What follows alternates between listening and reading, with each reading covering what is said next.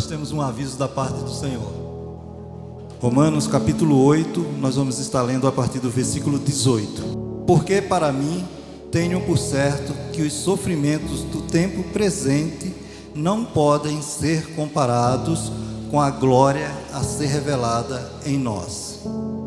A ardente expectativa da criação aguarda a revelação dos filhos de Deus, pois a criação está sujeita à vaidade, não voluntariamente, mas por causa daquele que a sujeitou, na esperança de que a própria criação será redimida do cativeiro da corrupção, para a liberdade da glória dos filhos de Deus.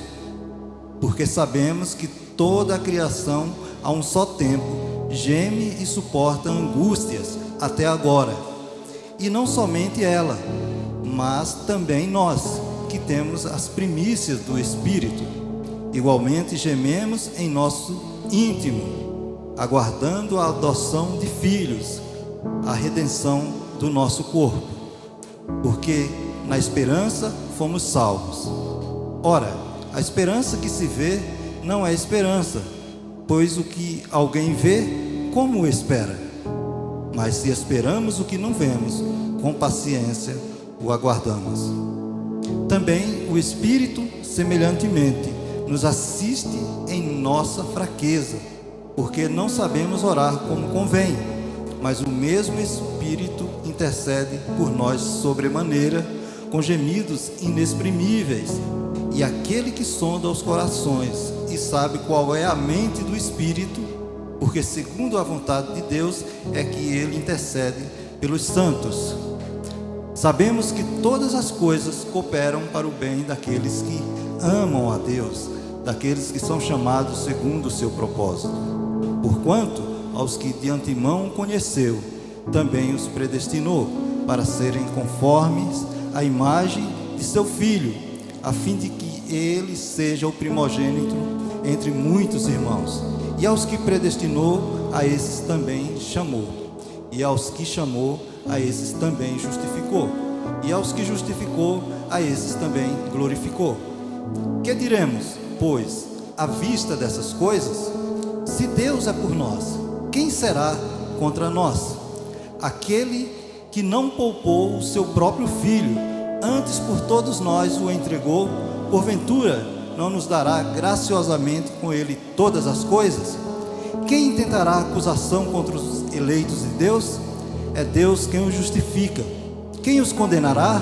É Cristo Jesus quem morreu, ou antes, quem ressuscitou, o qual está à direita de Deus e também intercede por nós. Quem nos separará do amor de Cristo? Será a tribulação, ou a angústia, ou a perseguição, ou a fome, ou a nudez, ou o perigo, ou a espada? Como está escrito, por amor de ti, somos entregues à morte o dia todo. Fomos considerados como ovelhas para o matadouro. Em todas essas coisas, porém, somos mais que vencedores por meio daquele que nos amou. Porque eu estou bem certo de que nem a morte, nem a vida, nem os anjos, nem os principados, nem as coisas do presente, nem do porvir, nem os poderes, nem a altura, nem a profundidade, nem qualquer outra criatura poderá separar-nos do amor de Deus, que está em Cristo Jesus, nosso Senhor. Amém, meus queridos? Só essa leitura por si só, ela já invade a nossa alma, invade o nosso espírito e todo o nosso ser, certamente nos impacta, né? Porque de verdade é uma palavra poderosa. Esta carta que o apóstolo Paulo escreve aos romanos, ela é chamada por muitos como a carta magna das escrituras, porque ela por si só já traz a evidência todos os ensinamentos que permeiam por toda a palavra de Deus. Se tivéssemos apenas essa carta, já nós teríamos tudo que Deus quer nos informar acerca do seu plano eterno. Então, esta é uma carta maravilhosa, porque ela lida com todos os aspectos e os temas que são relevantes para a fé cristã. Ela trata acerca do pecado, como o pecado entrou no mundo. Ela trata sobre o perdão de Deus para os pecados dos homens. Ela fala como Deus providenciou todos os meios para redimir o homem. Ela fala da justificação, ela fala da santificação. Ela traz todas as informações, como eu disse, para que a gente tenha uma vida diante do nosso Deus e vivendo para a glória dele. Então, essa sem dúvida é uma palavra poderosa do nosso Deus para as nossas vidas. E o apóstolo Paulo então escreve essa carta para a igreja de Roma, por volta do ano 55, do ano 57 da era cristã. Quando ele escreve essa carta, o contexto que os irmãos estão vivendo é um contexto de muitas perseguições. É um período onde o cristianismo está enfrentando várias perseguições. Os historiadores dizem que faltou madeira para fazer cruzes para crucificar os cristãos naquela época. Então você pode imaginar como que era acirrada essa perseguição contra a igreja do Senhor. A gente não faz ideia, né? Porque a gente não vive esse tipo de perseguição. Mas é nesse contexto que o apóstolo está escrevendo.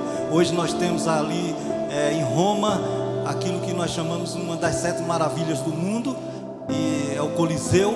Mas naquele Coliseu ali, o que nós temos as informações da história da igreja é que muitas pessoas foram mortas ali pelas feras. Os cristãos eram amarrados, eles eram jogados para que as feras os matassem. Muitos eram envoltos em panos e depois eles colocavam uma espécie de combustível e colocavam fogo nesses cristãos e serviam para as feras que ali estavam. Então era uma coisa muito terrível. E é disso que o apóstolo Paulo está falando aqui no primeiro momento. Paulo está escrevendo para uma igreja que ela é composta de judeus, mas na sua grande maioria gentios. E esses irmãos estavam enfrentando tudo isso, e muitos deles estavam até mesmo pensando em desistir. E aí Paulo então escreve essa carta. Ele ainda não conhecia esta igreja, mas ele tinha um vínculo de amor por ela, por esta igreja lá de Roma. E ele então escreve essa carta e trazendo então estas informações para a igreja, e assim ele então inicia a sua fala nessa parte que nós lemos aqui no capítulo 8, a partir do versículo 18. Ele inicia então a sua fala dizendo: porque para mim tenho por certo que os sofrimentos do tempo presente não podem ser comparados com a glória a ser revelada em nós. Porque para mim tenho por certo, olha só a convicção deste homem, tenho por certo que os sofrimentos do tempo presente. Paulo está falando justamente daquilo que eu acabei de descrever aqui. Aquele tipo de sofrimento que nós sequer conseguimos imaginar, como isso se dá na pele, esse tipo de perseguição. E Paulo então está incentivando esses irmãos, está dizendo para eles: olha, eu tenho por certo que esses sofrimentos do tempo presente, eles não podem se comparar com a glória que há de ser revelada em nós. O apóstolo Paulo então, ele vê a vida de duas maneiras, de duas óticas, de duas perspectivas. Ele está dizendo que aqui nesse exato momento, nesse tempo em que nós estamos vivendo, nos dias de Paulo, ele está dizendo: olha, para seguir a Cristo não é fácil. É como se Paulo estivesse com aquilo que o próprio Senhor Jesus disse: aquele que quiser vir a mim, tome cada dia a sua cruz e siga-me. Certamente Paulo tinha isso claramente em sua mente. E ele está dizendo: olha, seguir a Cristo não é fácil. Então ele está trazendo à memória daqueles irmãos essas dificuldades. Queridos, isso certamente não nos é estranho, o sofrimento. Não da mesma forma que esses nossos amados enfrentaram, mas esse sofrimento não nos é estranho, porque o próprio Senhor Jesus disse que no mundo nós teríamos aflições. Então o próprio Senhor Jesus traz-nos essa revelação para os filhos de Deus, que no mundo nós teríamos aflições. Queridos, e nós de fato enfrentamos as dificuldades, as tribulações nessa vida, e não são poucas, né? Se nós olharmos ao nosso redor, quantos amados nossos que estão enfrentando dificuldades, os mais diversos, né? Muitos cristãos estão enfrentando muitas dificuldades em suas vidas. São problemas dos mais diversos, na família, problemas financeiros, problemas de saúde. Nós podemos dizer que hoje nós temos uma invasão que eu chamaria de a doença do século, né? Que é essas doenças de depressão, psicossomáticas, que além de mexer com o psicológico de nós, os seres humanos, isso acaba acarretando e afetando também o nosso corpo. Então são muitas as dificuldades que também nós enfrentamos, mas o apóstolo Paulo está dizendo aqui: tenho por certo que os sofrimentos do tempo presente não podem ser comparados com a glória a ser revelada em nós. Então, meu amado, eu não sei que tipo de dificuldade você está enfrentando, mas eu quero dizer para você que você não está só. O próprio Senhor Jesus disse que estaria conosco todos os dias, até a consumação dos séculos. Então você pode descansar no Senhor, você pode enfrentar as dificuldades, sabendo que você não está só. Nós não estamos sós, nós temos um Deus que cuida das nossas vidas o tempo todo. Ele nos guarda, Ele nos protege, Ele nos dá força, Ele revigora-nos e nos faz estar prontos para seguir em frente, olhando para o autor e consumador da fé, que é Ele próprio. Então, meu amado, se mantenha com esse olhar. O apóstolo Paulo, então, ele tinha essa perspectiva, mas era dessa forma que ele enxergava. No primeiro momento, o sofrimento era uma realidade dos dias dele, também uma realidade dos nossos dias, mas ele tem um outro olhar, que os sofrimentos, eles não podem se comparar com a glória a ser revelada em nós. Aleluias, glória a Deus. Por mais difícil que seja a sua luta, por mais difícil que tenha sido os problemas que você tem enfrentado, mesmo assim eu vou lhe dizer, meu amado, isso não se compara com aquilo que há de ser revelado em nós. Um dia Deus enxugará dos nossos olhos toda lágrima, todo choro, toda dor. Ele vai tirar das nossas vidas, porque um dia eu e você será revelado a nós um corpo que nós receberemos, que não estará mais sujeito a isso, um corpo de glória, né? Então é essa revelação que o apóstolo Paulo está a dizer aqui, né? Os sofrimentos presentes, eles não podem ser comparados com a glória que nos há de ser revelada. Então, meu amado, mantenha o seu foco em Deus, mantenha os seus olhos em Deus, ainda que esteja difícil, continue a crer. E aí o apóstolo Paulo, ele continua a sua fala no versículo 19, ele vai dizer: a ardente expectativa da criação aguarda a revelação dos filhos de Deus, pois a criação está sujeita à vaidade, não voluntariamente, mas por causa daquele que a sujeitou. Meu amado, há uma expectativa da criação, e aqui nós podemos chamar da criação, podemos denominá-la como a criação animada e a criação inanimada. Nós temos aqui a criação que somos nós, os filhos de Deus, e temos aqui a criação de todas as coisas que Deus criou. Tudo que tem, todo ser que tem vida, todos os seres que são seres animados, vamos assim dizer, tudo isso está o apóstolo Paulo, ele até é como se ele estivesse personificando toda essa criação, né? É como se ele estivesse dizendo que essa criação, ela está como que na ponta dos pés, aguardando então essa revelação dos filhos de Deus. Um dia, queridos, toda essa terra, tudo que existe será renovado. A terra que nós vivemos, todas essas catástrofes que nós enfrentamos nesses últimos dias, quantas enchentes nós temos presenciado, quantos terremotos nós temos presenciado, quantas coisas que estão fora do eixo que nós temos presenciado.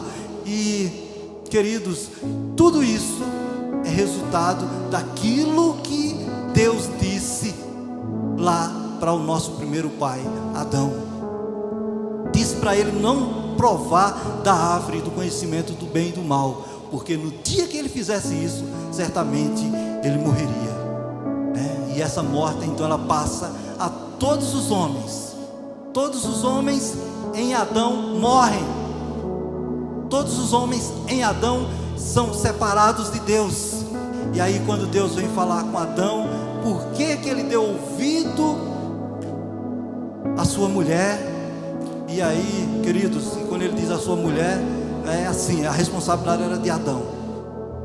Não foi só Eva que deu ouvido à serpente, Adão também. Então Deus encerra todos debaixo do pecado, e ele vai dizer: maldita é a terra por causa de vós. Então essa terra que nós vivemos, ela está debaixo de uma maldição, e essa terra ela aguarda, assim como nós, uma grande expectativa da revelação dos filhos de Deus. E aí o nosso Deus vai realizar algo maravilhoso, onde essa terra será transformada, totalmente transformada. E é aquilo que a palavra de Deus nos diz lá em Apocalipse, no capítulo 21, versículo 1: novo céu e nova terra, novos céus e nova terra, onde habita a justiça. É para esse novo mundo que eu e você estamos sempre sendo preparados para viver, no lugar onde o nosso Deus está nos aguardando. Então, meus amados, por mais difícil que seja, por mais complicado que seja os nossos dias aqui, eu quero que você entenda isso, meu querido. Vale a pena continuar olhando para o nosso Senhor. Vale a pena continuar olhando para Jesus. Vale a pena continuar firmes, retendo a nossa confissão de fé no nosso Salvador, porque mais dia, menos dia, o nosso Rei irá voltar. O nosso Rei irá voltar. Ele virá para nos buscar, para nos levar, para que nós estejamos para sempre com Ele. E aí, queridos, que grande dia maravilhoso não será esse? A trombeta soará, os mortos ressuscitarão primeiro, nós seremos transformados e estaremos para sempre com o Senhor na glória. É isso, meu amado, que está sendo preparado para mim e para você. O versículo 23 diz: e não somente ela, mas também nós, que temos as primícias do Espírito, igualmente gememos em nosso íntimo, aguardando a adoção de filhos, a redenção do nosso corpo. É disso, querido, que eu estou falando. Haverá uma redenção do nosso corpo, e nós aguardamos a redenção de filhos. Deus nos chamou para fazer parte dessa grande família. Eu e você seremos filhos de Deus, adotados, e viveremos numa família celestial por toda a eternidade. É para isso que eu e você, estamos sendo preparados. As lutas, as adversidades, elas são didáticas, elas nos preparam melhor. É quando nós enfrentamos lutas, é quando nós enfrentamos os problemas da vida, as tribulações, que nós mais nos aproximamos de Deus. Quando as coisas vai tudo muito bem, a gente tem uma tendência a relaxar um pouco. A gente gosta de viver no conforto. E eu não estou dizendo que Deus não quer nos dar conforto. O Senhor sempre nos dá. Mas eu digo para você, nas horas que mais nós buscamos ao Senhor, as horas que nós mais nos prostramos diante do Senhor, é nos momentos que nós enfrentamos as dificuldades. Então os problemas, eles nos ensinam, eles nos instruem, eles mostram que nós não temos força em nós mesmos. Eles mostram que nós temos um Deus que está conosco e que nós podemos contar com Ele, e que nós podemos buscar a Ele e entregar a Ele todas as nossas ansiedades, todas as nossas dificuldades, certos de que Ele cuida de nós. Amém, meus queridos? Então, olha só, o apóstolo Paulo então ele continua: porque na esperança, versículo 24, fomos salvos. Ora, a esperança que se vê não é esperança, pois se alguém vê, como o espera? Mas se esperamos o que não vemos, com paciência aguardamos. Você continua esperançoso, meu querido? Você continua esperançoso que o Senhor Jesus, Ele está voltando para nos buscar? É aquilo que o Zé Luiz falou agora há pouco. Aqueles dois anjos que se colocaram do lado dos discípulos, que estavam perplexos com a subida do nosso Senhor, e eles então confortam aqueles apóstolos e aqueles discípulos, e eram mais ou menos 500 que estavam ali presenciando a ida do nosso Senhor sendo levado para o céu. E aí eles dizem, para que a gente não ficasse preocupado, porque da mesma forma como nós ouvimos eles dizendo para eles, da mesma forma como vocês o viste subir, assim ele há de descer, assim ele há de voltar. Então creia, continue esperançoso, continue confiante, certos que o nosso Senhor virá. Seja paciente, ainda que nós não estejamos vendo, mas a nossa vida, o nosso chamado é para que nós andemos por fé. Os nossos olhos podem não estar vendo, mas há algo dentro de nós que testifica dentro de nós que isso vai acontecer, e é o Espírito Santo que nos habita. Ele está em mim e está em você. E é isso que o versículo 26 vai dizer: também o Espírito semelhantemente nos assiste em nossa fraqueza. Oh, queridos, nós somos fracos, nós não somos fortes. A palavra de Deus já nos diz que maldito o homem que põe a sua confiança no braço forte do homem. Que Deus nos livre de nos agarrarmos a nossa confiança nos homens, não, e nem no nosso braço forte, porque nós somos fracos. Ao mesmo tempo que a gente está cabeça erguida acontece qualquer coisa, a gente já se sente meio cabisbaixo, a gente já se coloca meio que resmungão, e a gente às vezes até começa a reclamar de algumas coisas. E aí nós precisamos, queridos, nós precisamos do Espírito que nos assiste. Então o Espírito Santo, ele nos ajuda, ele está em nós, ele nos conforta e ele intercede por nós. É o que o texto continua dizendo, porque não sabe, ele nos assiste em nossa fraqueza. Versículo 26, porque não sabemos orar como convém, mas o mesmo Espírito intercede por nós sobremaneira com gemidos inexprimíveis. Ou seja, queridos, nós nas nossas orações, elas são orações que às vezes você deve concordar comigo, nós somos um tanto quanto egoístas. Às vezes a gente só pensa em nós mesmos, e as nossas orações, elas às vezes têm esse foco apenas nas nossas necessidades. Mas nós temos então o Espírito Santo que vai interceder junto ao Pai, e Ele vai orar a oração que eu e você não conseguimos fazê-la. Ele vai orar e vai apresentar a Deus, porque Deus conhece os nossos corações e Deus conhece a mente do Espírito de Deus.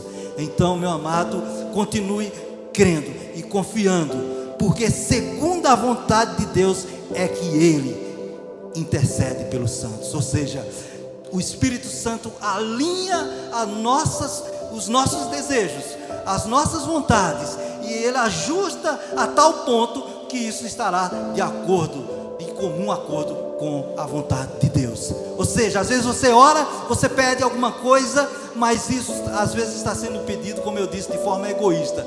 Mas aí o Espírito Santo é como se ele chegasse, se ele pudesse dizer, eu ia dizer que ele, oh meu Deus, mas isso é coisa de nós, ele é Deus também, mas ele vai testificar, ele vai fazer a oração correta diante do Pai, diante de Deus, e vai dizer exatamente aquilo que eu e você precisamos. Então o Espírito Santo, ele intercede pelos santos.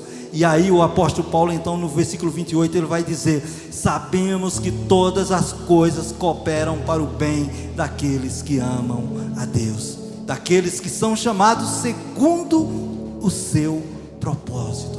Todas as coisas, queridos, todas as coisas vão cooperar para o bem daqueles que amam a Deus. Às vezes aquela dificuldade que você está enfrentando lá no seu lar, de alguma forma isso poderá redundar para a glória de Deus. A gente não gosta de sofrer, e de fato a dor e o sofrimento, isso mexe conosco, e nós não fomos criados para viver o sofrimento. O sofrimento entrou no mundo por causa da desobediência, por causa da transgressão do homem, mas nós não fomos criados para viver vivenciando a dor e o sofrimento. Então, assim, uma coisa é certa: Deus, ele vai trabalhar nas adversidades, nas dificuldades, nos problemas que nos cercam, naquilo que nós estamos enfrentando no dia a dia, e Ele vai fazer com que isso coopere para o bem daqueles que amam a Deus. Você ama a Deus? Você ama o Senhor? Você ama o seu Criador? Você ama o seu Senhor? Saiba, meu amado, que tudo que você está enfrentando na sua vida, saiba que Deus tem um propósito maior. Ainda que você não entenda, e de fato nós não entendemos muitas coisas que nos acontecem, mas mesmo assim a gente precisa manter a mesma convicção de fé em nosso coração. E aí eu me lembro aqui de Jó, que disse: eu sei que o meu Redentor vive, e que por fim se levantará para me ajudar, em meu favor se levantará sobre a terra. Então, meu amado, a nossa convicção de fé, ela precisa continuar no nosso Deus. O meu Redentor, o seu Redentor vive. O Senhor, o nosso Deus, Ele está vivo, e Ele está olhando para você e para mim. Ele está cuidando de todas as nossas necessidades, sejam elas quais forem. Sejam elas quais forem. Porquanto aos que de antemão conheceu, versículo 29, também os predestinou para serem conforme a imagem de seu Filho, a fim de que ele seja o primogênito entre muitos irmãos. E aos que predestinou, a esses também chamou. E aos que chamou, a esses também justificou. E aos que justificou, a esses também glorificou. Aleluias. Queridos, Deus começou uma grande obra nas nossas vidas. Agora já, nesse momento, Deus já iniciou uma grande obra nas nossas vidas. Ele já nos redimiu, Ele já nos tirou do lamaçal do pecado, Ele já nos justificou. Agora já, todas essas coisas já são plausíveis nas nossas vidas, mas ainda não. Agora já, todas essas coisas são uma realidade nas nossas vidas, mas ainda não a glorificação. A glorificação é tudo isso que Paulo está aqui apresentando nessa leitura. Isso é um ato que Deus realizará na eternidade, por ocasião da sua volta. Nós seremos glorificados, nós receberemos um corpo semelhante ao do nosso Senhor Jesus. É isso que Deus está preparando, meu amado. A realidade da nossa vivência no céu, na eternidade, ela é tão real quanto nós estamos aqui. Eu sempre uso essa expressão, é do mesmo jeito que você está aqui junto com seus irmãos, sentindo o calor deles, no céu haverá uma realidade dessa natureza. Os nossos irmãos que já partiram, eles estão na presença de Deus agora. Jesus disse para aquele ladrão que se convertera: hoje mesmo você estará comigo no paraíso. Ou seja, lá na presença de Deus tem pessoas que estão vivas, tão vivas quanto nós estamos aqui, porque Deus não é Deus de mortos, mas sim de vivos. Aqueles que morrem crendo em Jesus, quando partem dessa vida, estão vivos na presença de Jesus. O que nós precisamos entender é que há faces dessa ação de Deus.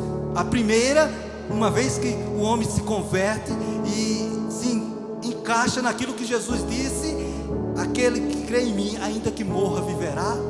É que quem parte dessa vida para a outra vai para a presença de Deus. O corpo vai para a sepultura. E essa glorificação que o apóstolo Paulo está falando aqui tem a ver com o nosso corpo. É esse corpo que será glorificado, que se unirá à alma que está agora diante do Senhor. Para os nossos irmãos que já partiram dessa vida para outra, eles estão na presença de Deus, numa realidade tão grande quanto essa nossa aqui, ou muito mais.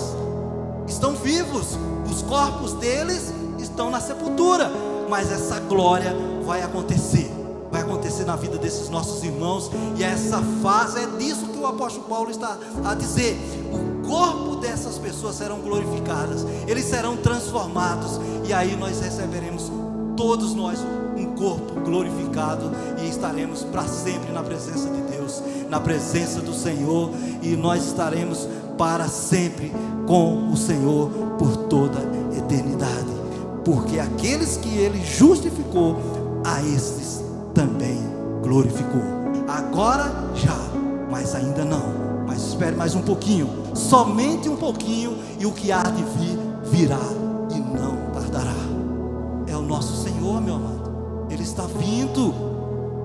Tudo isso que nós estamos enfrentando, meu amado, todos esses problemas que nós estamos vendo, tudo isso só aponta para uma coisa, para a realidade daquilo que as Escrituras nos apresentam todos os dias. O nosso Senhor está às portas e está voltando.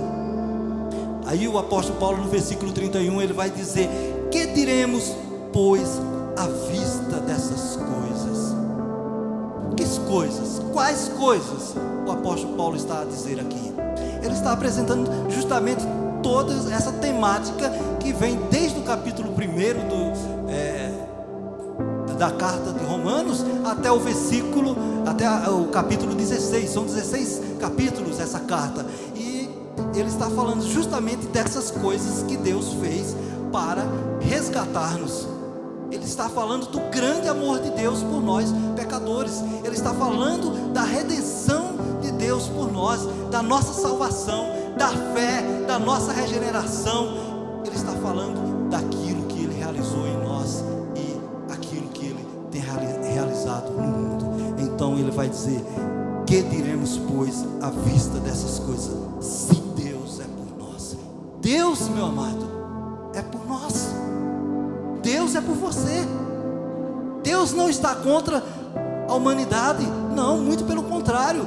Deus está desejoso de salvar todo aquele que crê, porque o desejo de Deus é que ninguém se perca, mas que todos venham ao pleno conhecimento da verdade. É isso que as Escrituras Escrituras nos dizem. Então Deus é por nós, porque desde a antiguidade não se viu, nem com os ouvidos se ouviu, nem com os olhos se viu um Deus além de ti, que trabalha para aquele que nele espera. É isso que o profeta Isaías diz no capítulo 64, versículo 4. Você está esperando em Deus? Saiba que o Senhor, Ele é por você. Deus está trabalhando por você.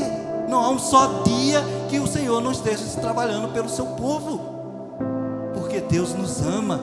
E que provas então nós temos de que Deus está trabalhando por nós, que Deus é por nós, que Ele não é contra nós? Aí, queridos, a resposta vai vir já de imediato no versículo 32. Aquele que não poupou o seu próprio filho, antes por todos nós o entregou, porventura não nos dará graciosamente com ele todas as coisas? A lógica que flui dessa declaração, ela é irresistível. Se Deus nos deu a maior de todas as dádivas, acaso não nos dará as dádivas menores? Deus já nos deu a maior de todas as riquezas. Eu ouço às vezes algumas expressões de alguns dizer que, alguns dizem que o melhor de Deus ainda está por vir. Isso não é verdade, queridos. O melhor de Deus já veio, é Jesus. É Jesus. Ele é o melhor de Deus para as nossas vidas. Um céu sem Jesus não seria um céu, mas o céu é o melhor lugar para se viver, porque o nosso Senhor Jesus lá está. E Deus nos deu Jesus Cristo, Ele nos deu o seu Filho. Então, meu querido irmão, essa é a maior prova de que Deus é por nós. Deus nos deu Jesus. Jesus foi para aquela cruz, morreu em nosso lugar.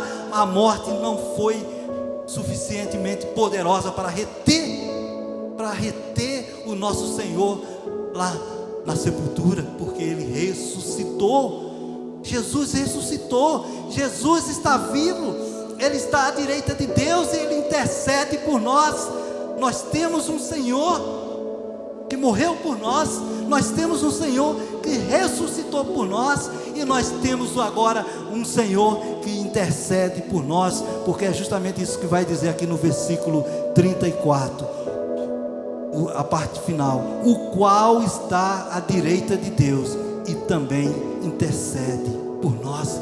Olha, você tem um intercessor dia após dia na sua vida, habitando em você, dentro de você, que é o Espírito Santo. Nós falamos disso agora há pouco. O Espírito Santo intercede com gemidos inexprimíveis diante do Senhor todos os dias. Mas veja que o apóstolo Paulo agora está apontando em outra direção. Além de nós termos o Espírito Santo que intercede com gemidos inexprimíveis diante do Pai, nós também temos na presença do Pai o próprio Jesus ressuscitado, que intercede por nós, e Ele está à direita de Deus, o Pai, intercedendo por cada um de nós. Não é pouca coisa não, meus queridos, o que Deus fez.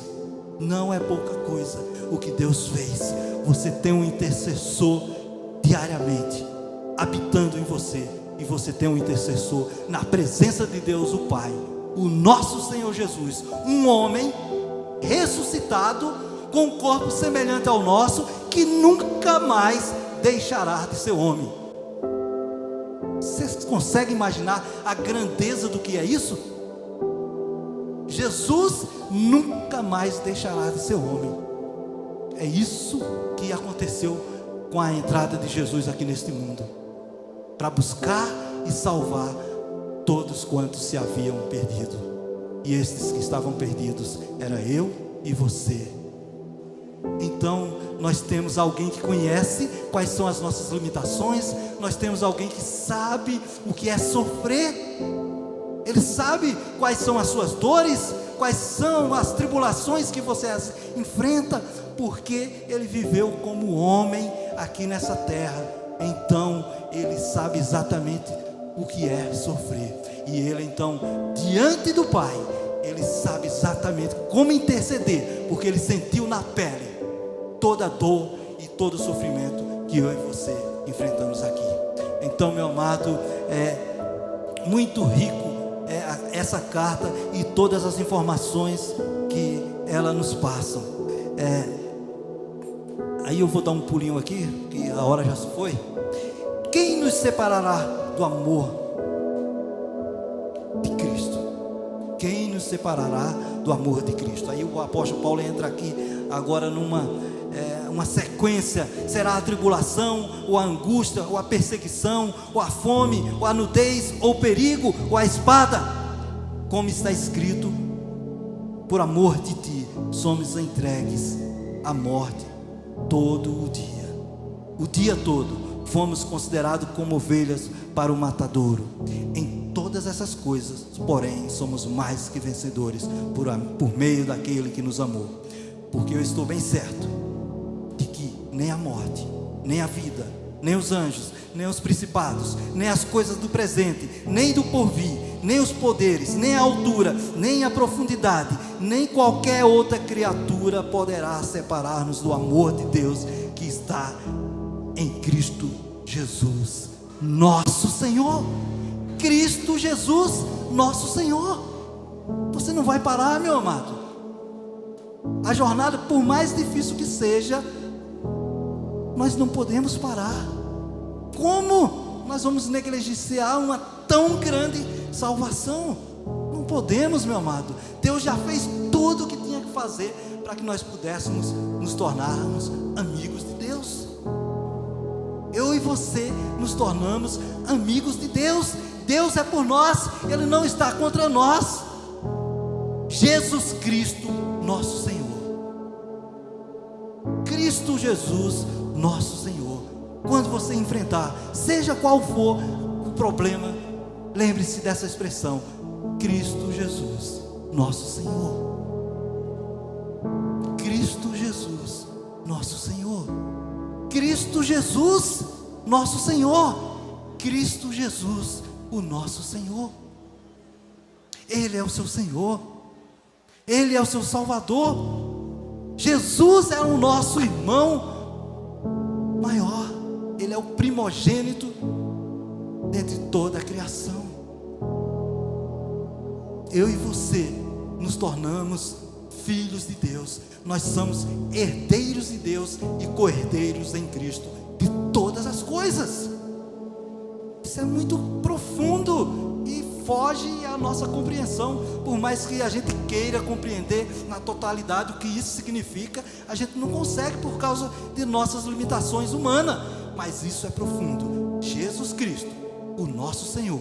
Jesus Cristo, o seu Senhor. Jesus Cristo, o meu Senhor e meu Salvador, o seu Salvador, Cristo Jesus, o nosso Senhor. Aleluias, glórias a Deus. Que o Senhor nos abençoe. Fique com essa palavra, meu amado, e guarde isso no seu coração até que o Senhor venha. Cristo Jesus, nosso Senhor.